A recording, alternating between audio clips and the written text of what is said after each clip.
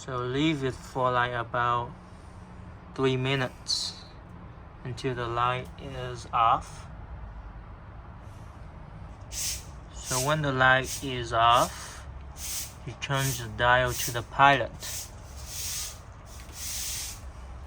and press on it to release gas and press an igniter.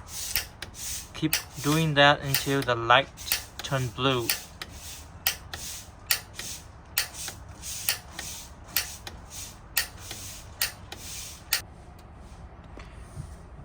So, okay, now as you see, the light's blue blinking. That means it should work. All we have to do now is to turn to the letter B.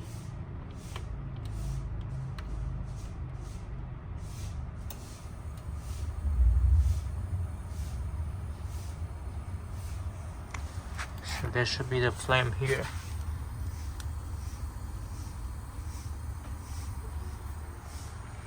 Indicates that it's